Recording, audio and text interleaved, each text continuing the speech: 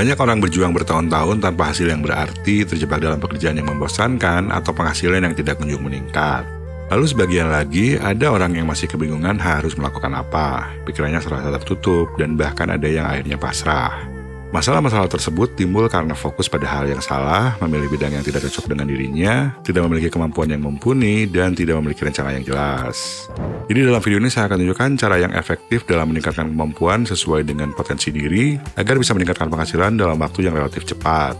Saya akan tunjukkan cara menggali potensi diri kita yang sebenarnya, memilih high income skill yang sesuai kepribadian, cara menguasai high income skill dengan cepat, dan cara menyusun rencana sukses agar tahu apa aja yang harus dilakukan sehari-hari. Nah, cuma cepat di sini bukan berarti instan, tapi jika dilakukan dengan baik secara berkelanjutan, itu nggak perlu banyak mengeluarkan uang, dan juga nggak harus nunggu bertahun-tahun baru bisa merasakan hasilnya. Keterampilan apa yang harus saya pelajari untuk bisa memiliki penghasilan tinggi? Itu mungkin pertanyaan yang pernah hinggap di pikiran kita semua. Namun apa yang tepat untuk setiap orang itu berbeda. Apa yang cocok buat saya belum tentu cocok buat kalian. Kalau memilih bidang dan keterampilan yang salah, apalagi milihnya itu karena ikut-ikutan orang lain, itu akan cepat bosen, sulit berkembang karena mengalami kesulitan dalam belajar, merasa frustasi, motivasi terus menurun, dan akhirnya menyerah sebelum sukses. Tapi jika bisa memilih bidang yang sesuai dengan kepribadian, maka kita akan cepat bisa dan berpotensi untuk sukses. Nah, untuk memilih keterampilan dan bidang yang tepat, kita harus sadari dulu kekuatan dan kelemahan diri kita. Coba lihat apakah ada ketertarikan atau hobi yang senang banget dilakukan, yang saking sukanya sampai nggak dibayar pun nggak masalah. Telah juga jika ada hal yang bisa dilakukan dengan baik secara natural. Dan kalau masih bingung, mari kita lihat cara-cara mengidentifikasinya. Ada 3 hal yang harus kita lihat dari diri kita. Pertama, kenali cara kita berpikir. Apakah kita adalah seseorang yang analitis atau kreatif? Seseorang yang selalu berpikiran logis, memperhatikan secara detail, tidak menelan mentah-mentah informasi yang ia terima, tapi dipertimbangkan dulu, itu ciri-ciri orang yang memiliki pemikiran analitis. Orang yang cara berpikirnya analitis atau analytical, cocoknya memilih skill yang berurusan dengan pemecahan masalah kompleks seperti programming, finansial, atau data science. Sedangkan orang yang suka mengeksplorasi hal-hal baru, memiliki banyak ide baru, suka berimajinasi, cenderung lebih emosional, itu ciri-ciri pemikiran kreatif. Cocoknya memilih skill seperti menulis, video editing, fotografi, desain, musik. Kalau tipe orang kreatif disuruh melakukan pekerjaan analitikal, itu biasanya akan mental. Dan begitu juga sebaliknya. Tapi ada juga orang yang analitikal dan dia juga bisa berpikir secara kreatif. Orang seperti itu biasanya fleksibel. Nah, jenis keterampilan kreatif itu banyak, dan yang analitikal juga banyak. Yang mana nih yang kira-kira cocok? Itu pasti jadi pertanyaan juga, dan jawaban untuk tiap orang itu beda-beda. Jadi kedua, kenali apakah kita tipe pembelajar langsung atau pemikir abstrak. Pembelajar langsung itu orangnya lebih senang praktek, sedangkan pemikir abstrak lebih suka memikirkan ide, konsep, dan juga teori. Untuk yang doyan praktek, sebaiknya memilih bidang yang belajarnya itu harus sambil praktek. Contohnya graphic design, coding, video editing, fotografi, masak, intinya ilmu yang kalau nggak dipraktekin itu nggak akan bisa. Sedangkan untuk pemikir abstrak, sebaiknya memilih ilmu seperti filosofi, psikologi, teori, fisika, pokoknya yang banyak teorinya. Lalu ketiga, kenali kepribadian kita apakah introvert atau extrovert. Orang yang introvert itu sering disalahartikan sebagai pemalu, tapi sebetulnya juga belum tentu pemalu. Dan sebaliknya, orang yang extrovert juga belum tentu nggak punya malu. Hanya saja orang yang introvert itu nggak suka jadi pusat perhatian, lebih suka menyendiri, nggak terlalu suka basa-basi, dan jika berada di keramaian, itu suka merasa kurang nyaman. Tapi kalau lagi sendiri, hidupnya jadi lebih semangat, kerja lebih produktif, otak juga lebih cemerlang. Untuk yang introvert, pilih skill yang adanya itu nggak perlu sambil banyak ngobrol. Komunikasi sama klien, bos, atau rekan kerja tetap ada, tapi bisa dilakukan di waktu terpisah. Contohnya kayak desain, coding, video editing, itu diskusinya bisa dilakukan di awal, tapi begitu udah jelas, tinggal langsung aja dikerjain sendiri. Nanti kalau udah beres dan ternyata ada kendala, baru bisa didiskusikan lagi. Sedangkan kalau extrovert itu karena lebih suka ngobrol sama orang lain dan lebih suka keramaian, bisa pilih skill seperti sales, consulting, atau bidang yang berhubungan dengan public speaking. Intinya kerja yang harus banyak diskusi atau ketemu orang. Nah, setelah mengkaji diri, coba lakukan riset dan buat daftar skill yang sekiranya cocok untuk diri kita. Kalau bingung bisa tanya juga ChatGPT. Prompt yang digunakan bisa seperti ini, dan silakan juga tambahkan informasi kelebihan serta kekurangan lain yang kita miliki. Nah, dari daftar yang diberikan ini, kita bisa gali lagi infonya untuk mengetahui mana yang lebih cocok untuk kita, atau yang benar-benar bikin kita tertarik, dan juga menguntungkan secara jangka panjang. Jadi harus cermat dalam memilih. Kriteria skill yang menguntungkan, pertama dibutuhkan oleh industri-industri yang berkembang atau sedang bertransformasi, intinya nggak sekarat. Skill yang berhubungan dengan teknologi, terus skill yang berhubungan dengan kesehatan, kekayaan, dan juga relationship, itu selalu dibutuhkan. Kriteria kedua, memiliki demand lebih tinggi daripada supply. Artinya lebih banyak orang yang nggak bisa daripada yang bisa. Ini supaya kita tidak mudah digantikan. Makanya saat masih muda itu jangan terlalu santai atau malas. Kriteria ketiga, bisa dimonetisasi dengan lebih dari satu cara. Bekerja untuk orang lain bisa, jadi freelancer juga bisa, dan bisa juga dibikin produk. Nah, minimal punya 2 opsi monetisasi. Nah, sedangkan untuk kriteria keempat, sulit digantikan oleh mesin atau program komputer. Pekerjaan yang sulit digantikan oleh mesin itu mengkombinasikan pemecahan masalah, kreativitas, dan komunikasi. Ini baik komunikasi langsung atau tidak langsung seperti di konten. Untuk jadi orang yang ahli di bidang tertentu itu bisa makan waktu yang lama sampai bertahun-tahun. Cuma kalau harus nunggu jadi masa dulu baru cari duit, itu susah banget. Bisa-bisa keburu tua. Jadi nggak perlu nunggu untuk menjadi seorang ahli dulu untuk mulai cari uang. Setelah memiliki skill yang cocok dengan kepribadian, terapkan prinsip Pareto dalam belajar. Yaitu 80% hasil yang diraih datang dari 20% yang dilakukan. Dan bisa sebaliknya juga, 20% hasil datang dari 80% usaha. Nah, yang kita pengen itu adalah menemukan 20% bagian dari ilmu yang ingin kita pelajari yang bisa memberikan 80% hasil. Dalam setiap ilmu itu ada banyak bagian, banyak subtopik, banyak komponen, banyak teknik, tapi dalam prakteknya tidak semua bakal sering dipakai. Jadi coba kenali dulu dasar-dasar penting dari ilmu yang ingin dipelajari, lalu fokus dulu aja untuk menguasai bagian-bagian tersebut. Kalau belajar dari buku pun, kita bisa skip bagian-bagian yang nggak penting, atau dibacanya cepat-cepat aja.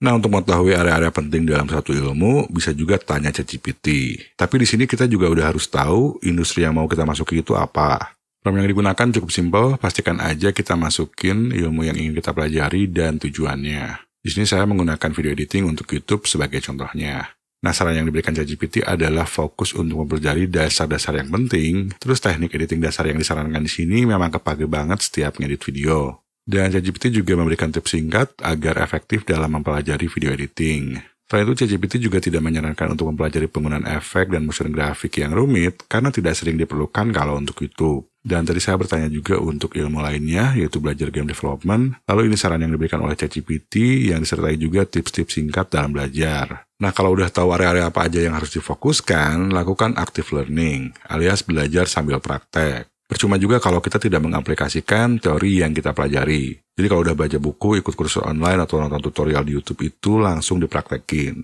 Bentar lagi saya akan jelasin cara prakteknya yang lebih efektif dan menuju arah yang menghasilkan. Untuk menghasilkan uang, apalagi dalam jumlah besar, itu nggak cukup hanya punya satu skill. Pertama, kita harus punya skill yang bisa dijual, dan kedua, punya strategi untuk monetize skill tersebut agar penghasilannya maksimal. Jadi nggak cuma sekedar cari kerja.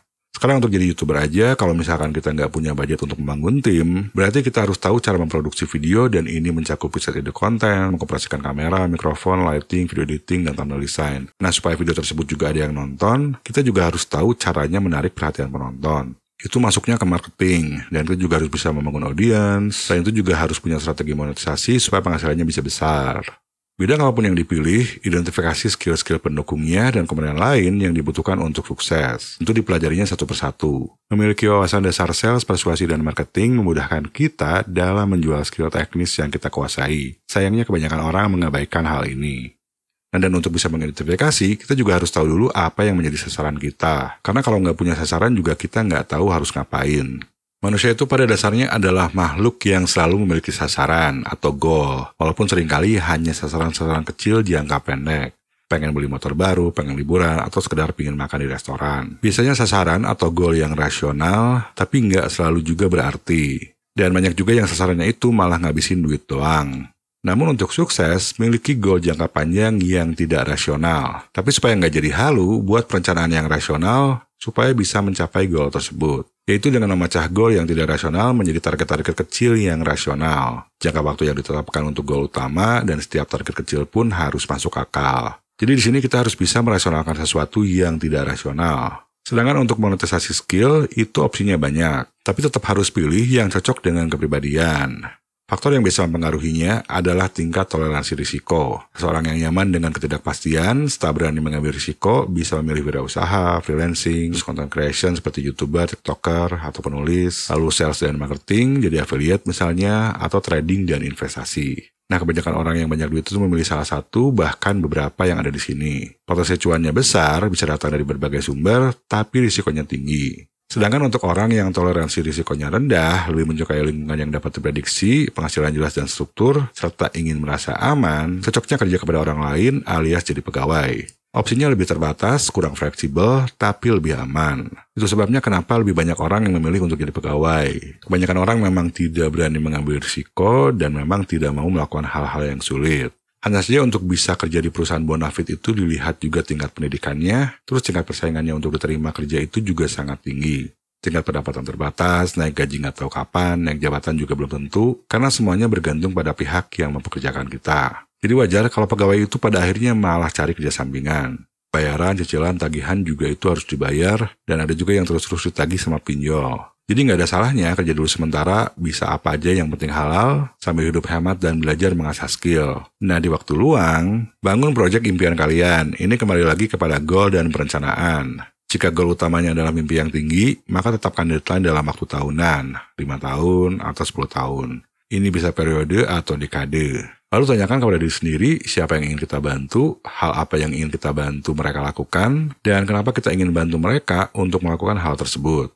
Ini contoh aja, saya ingin membangun platform edukasi berkualitas untuk anak yang bisa diakses dari mana saja. Tujuannya agar kreativitas dan kemampuan anak bisa berkembang lebih pesat tanpa mengeluarkan biaya mahal. Dan ini adalah contoh gue untuk seorang pengembang aplikasi smartphone yang ingin menjadi freelancer sukses dalam 5 tahun ke depan. Jadi pemikirannya terbalik dengan kebanyakan orang. Apa yang kita lakukan bukan untuk diri sendiri, tapi untuk membantu orang lain mencapai satu hal yang penting. Cukup satu hal dulu aja. Karena sebetulnya, dengan menolong orang lain itu, diri kita juga akan tertolong.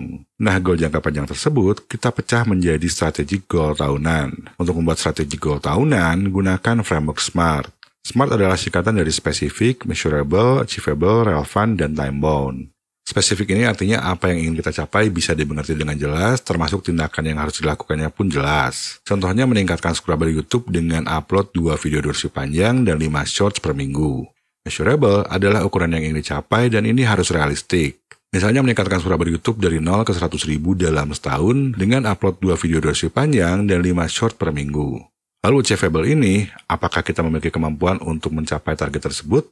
Di sini balik lagi kita harus mengkaji kelebihan dan kekurangan kita, lalu analisa apa aja skill yang harus dipelajari atau ditingkatkan. Kita memang harus mau keluar dari zona nyaman, tapi kalau goal tahunannya itu memang masih terlalu berat, kita bisa sesuaikan. Misalnya jadi meningkatkan subscriber YouTube dari 0 ke 75 ribu dalam setahun dengan upload 1 video durasi panjang dan 3 short per minggu. Sedangkan untuk relevan, artinya goal ini harus relevan dengan goal utama yang telah ditentukan.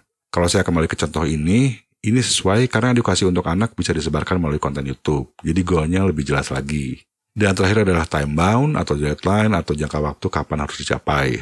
Untuk goal tahun pertama jadinya seperti ini, meningkatkan subscriber YouTube dari 0 ke 75 ribu dalam setahun dengan upload 1 video durasi panjang dan 3 short per minggu. Pastikan terjadi peningkatan engagement dari penonton anak, dan goal ini harus dicapai pada tanggal 31 Desember 2025, yaitu adalah contoh. Nah, jadi goalnya itu kan sekarang terdengar rasional dan kita juga jadi bisa merencanakan apa aja yang harus kita lakukan. Nanti di tahun kedua bisa ditingkatkan lagi jadi lebih susah kalau memang kemampuan kita juga udah meningkat. Mungkin juga bisa ditambah dengan website. Nah, terus di tahun ketiga juga bisa rilis aplikasi atau platform edukasi anak. Dan ini contoh strategic goal tahun pertama yang cukup realistik untuk seorang programmer yang ingin mengejar karir di bidang freelancing. Goal tahun pertama ini juga dibuat dengan menggunakan SMART Framework. Setelah punya goal tahunan, setidaknya untuk tahun pertama, baru kita bikin strategi dan taktik yang harus dijalankan per kuartal agar goal tahun tersebut bisa tercapai. Dan hasil eksekusi di tiap kuartal itu harus dievaluasi, lalu disesuaikan lagi supaya lebih dekat ke goal pada tahun tersebut.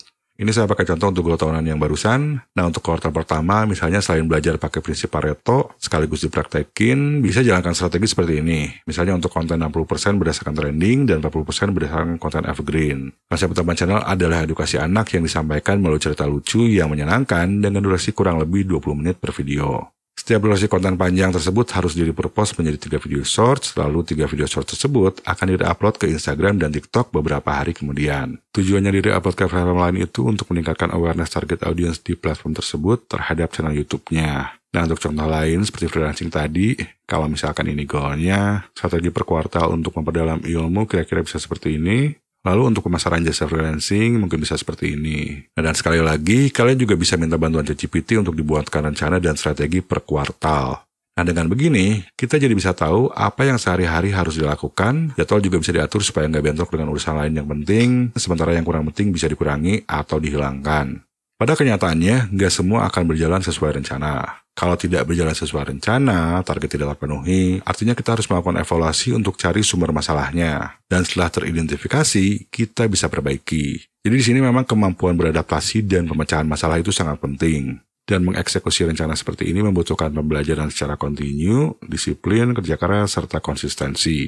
Nah, saran saya, jangan menetapkan terlalu banyak tujuan dan berusaha mencapainya sekaligus. Itu pasti susah banget. Jadi satu-satu aja. Sama kayak lagi sekolah, kalau masih kelas 1 SD, jangan berusaha untuk naik ke kelas 6. Nah, buat teman-teman yang memilih jalur pembuatan konten dan bisnis online, teman-teman bisa masuk ke website lastminutecreator.id.